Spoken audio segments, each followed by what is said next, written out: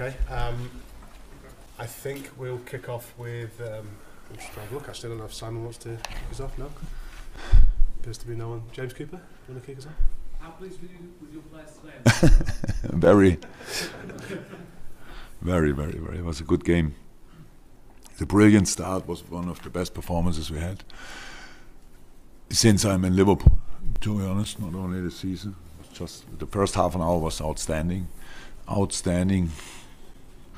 Scored only once, but I don't think anybody expects to score 3, 4, 5 times or whatever. Don't say the chances were there, only the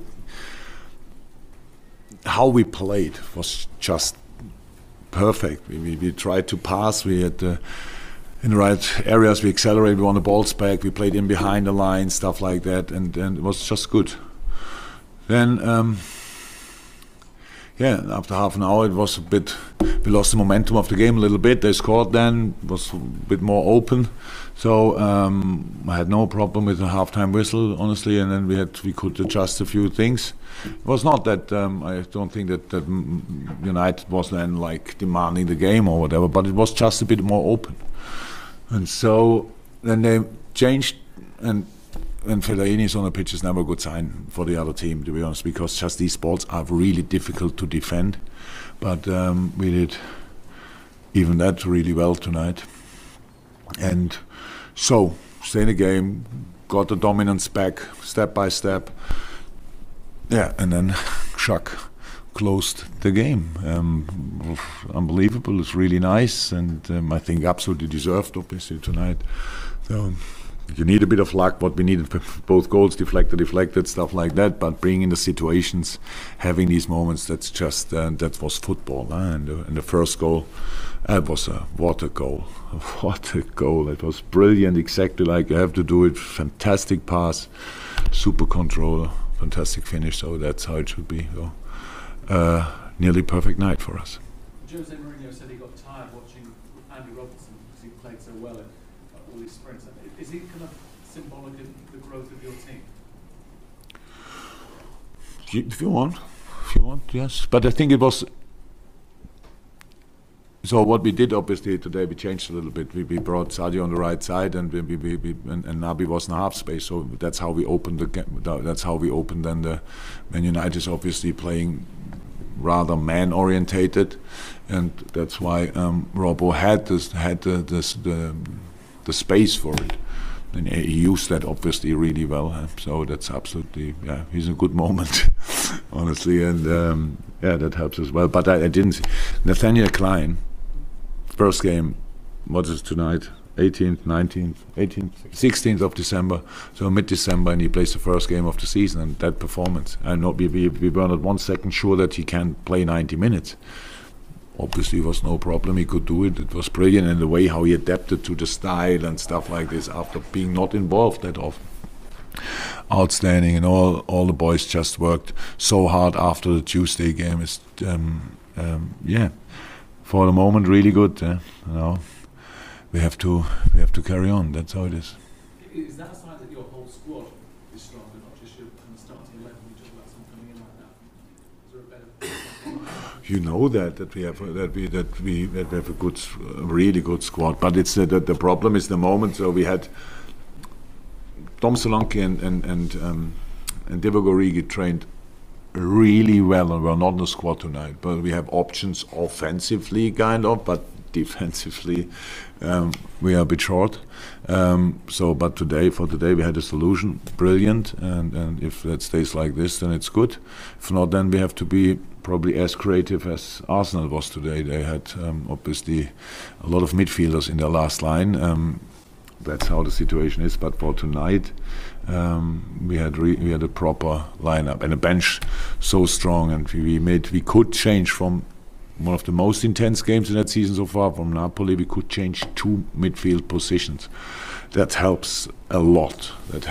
So we had fresh legs, and that helps these boys. And good. Dom? Can you just talk about the influence that Fabinho had on the game? The assist there, he seemed to control the tempo of the game, and probably his best performance since. He was outstanding. absolutely outstanding. What I don't like in these questions, that it always the thing I don't hear is that it always like it says something about other players as well. I know if you don't mean it like this, I still answer it because on Tuesday we played against Napoli, one of the best games in the season, an outstandingly strong opponent.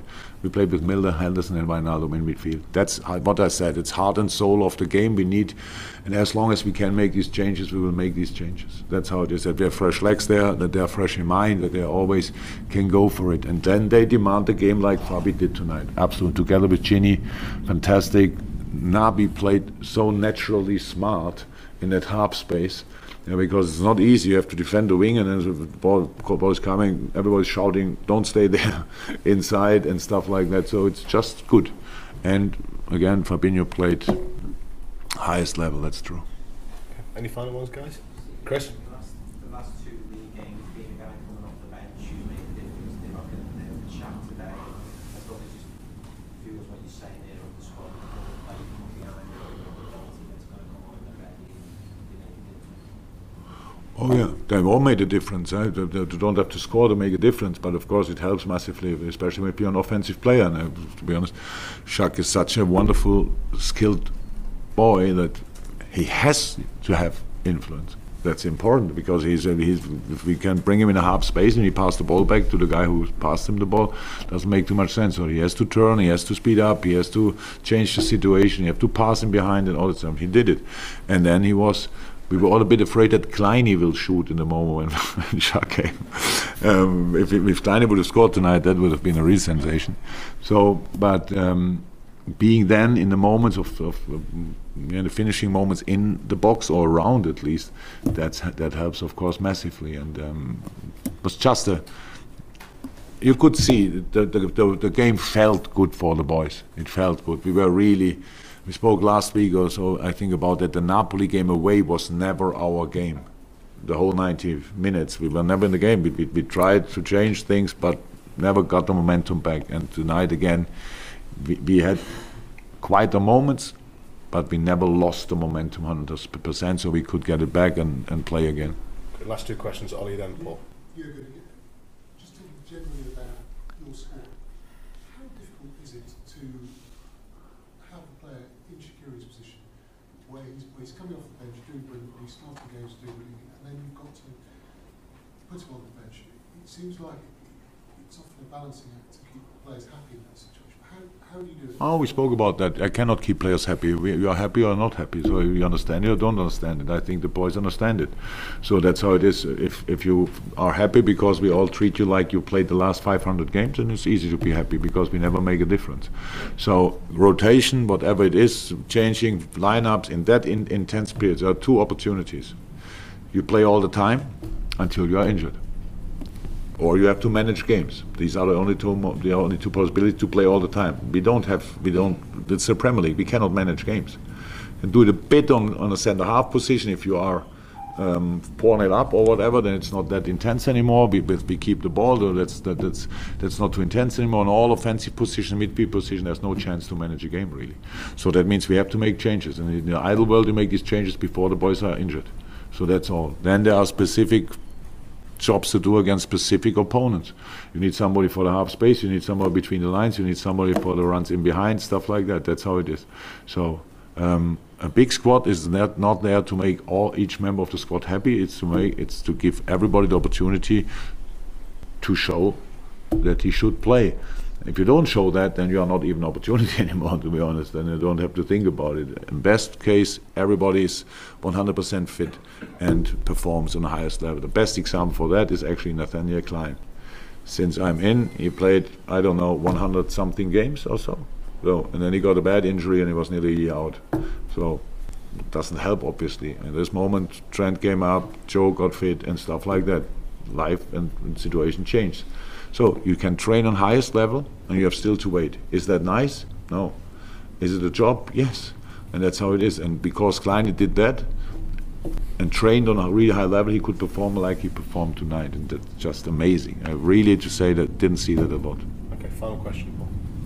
Yeah, what's it?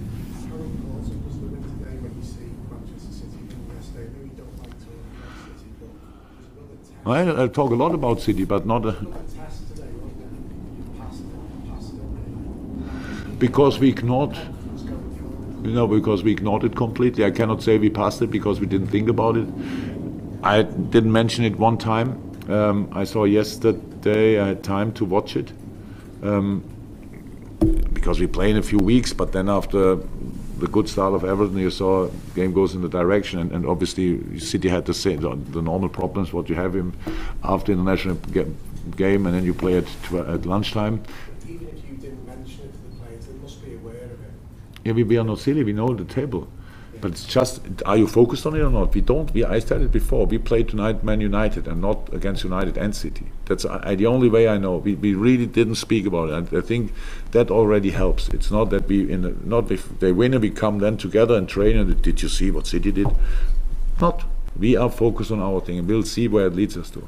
So, is there a moment at the end of the season when we are still around them, where we have to think about it, where you start hoping they drop points or whatever? Maybe, I don't know today, but in a moment we respect them a lot, and they respect us, of course, and we have to win football games against all the others, and then we meet at the 3rd of January again, and then we think about City a lot.